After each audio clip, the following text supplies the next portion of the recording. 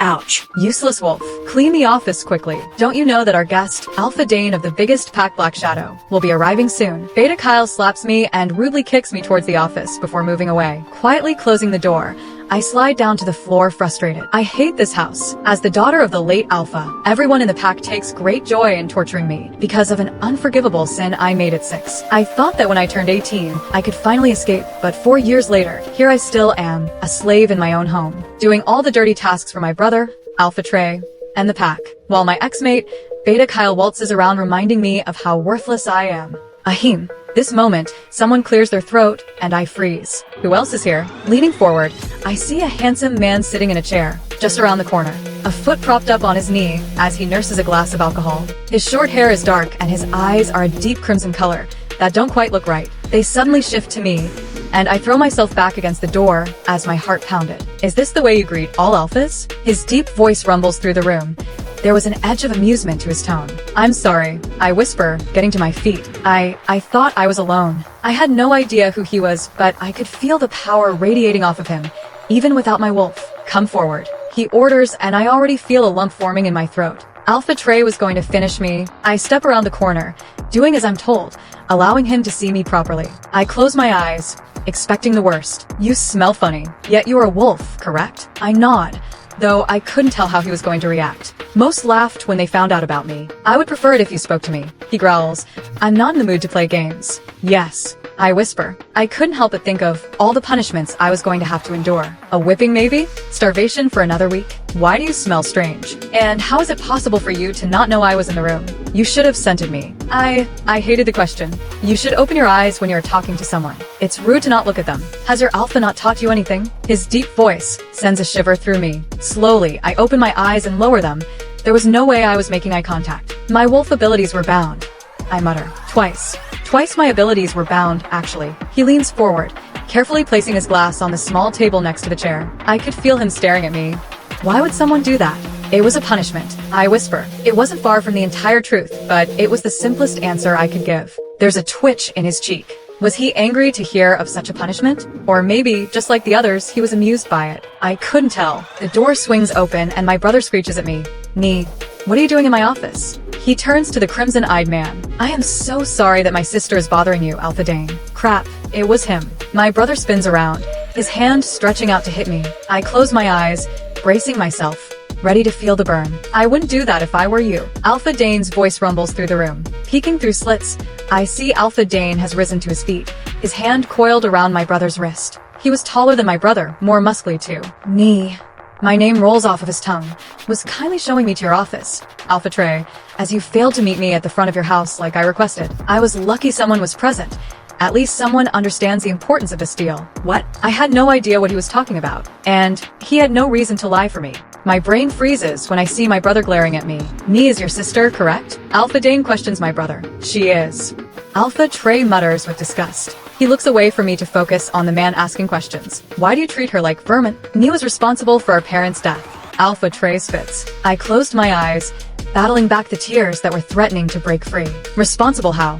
Alpha Dane's voice rumbles through me. He was definitely angry. She served them wolfsbane. Don't make a sound. Don't make a sound. I know Alpha Dane is studying me. No one could ever quite believe how someone could do something so disgusting as poisoning their own parents. I stand there, with my head hanging low, wishing for the ground to open up and suck me in. There are movements around me. He is standing directly in front of me. With a rough finger, he tilts my face up towards his, forcing me to look at him. Slowly, his hand latches onto my throat, but he doesn't squeeze. You poisoned your parents? I was 6. I splutter. I just made them lemonade. My voice comes out all squeaky as I try to defend myself. I could barely remember my parents, but I could remember all the guilt I had been made to feel since that day. His crimson eyes flash to my brother. Hardly seems fair to blame a 6-year-old. A 6-year-old should know the difference between plants. Alpha Trey snaps. Sounds to me like she was set up. Alpha Dane shrugs his shoulders, letting go of my throat. We all know that standard wolfsbane doesn't affect us anymore. We evolved from that thing centuries ago.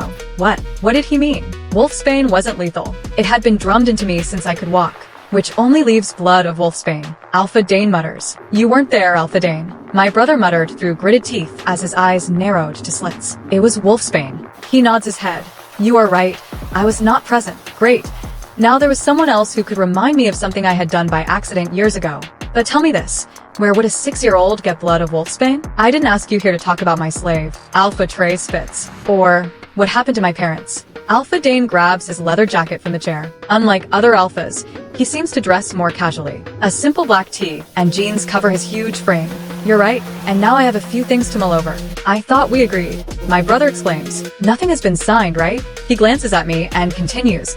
I have a proposition for you, Alpha Trey. And if you don't agree, you will not get my help. Instead, you will become my enemy. I take it that your new terms have something to do with her? Alpha Trey mutters through clenched teeth. You would be correct. Let me take her away to my pack. And then you, Trey, will have a deal. I suddenly raise my head, staring at Alpha Dane with wide eyes in disbelief. Me? Why would he want me? A person who murdered her own parents?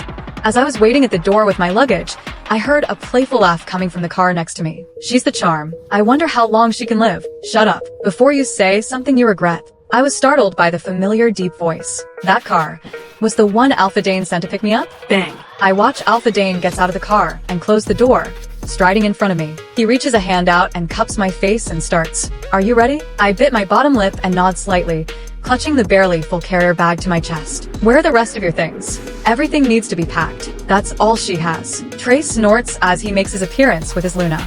That's it. Alpha Dane stares at my brother. She's what? In her early 20s, and that's all her belongings? What more does she need? The Luna sneers. Take her, Alpha Dane. I'm sure she will be as useful a slave to you as she is to us. Her shrill voice goes straight through me. Shut up, bimbo. You should make yourself familiar with our agreement. Alpha Dane snaps. It seems your Alpha has not told you everything.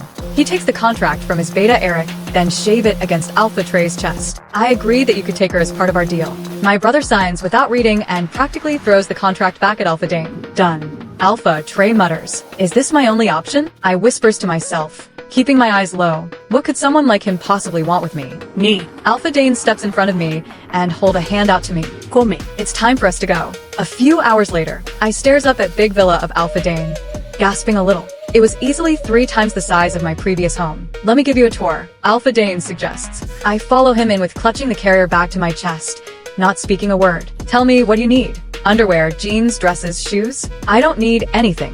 I whispers, feeling uneasy. I hear Alpha Dane sighs, who starts scribbling something down. I scrunch my face up when he measures me. It's painful. Are you injured? I bit my bottom lip and shake my head. You have to say something, Neah. I cannot read your mind. When I mark you, at least I will know what you are feeling. Mark me? You brought me so that you could mark me? I stare at him in disbelief, eyes wide. Yes, I will mark you. His rough fingers tip my face up, and his crimson eyes flash to me. If Trey had bothered reading the contract, he would have discovered that you are not bought, Neah. You are not a slave, but to be my bride, my 10th bride. Crap. He's that ruthless man who rumored to have killed all his 9 mates.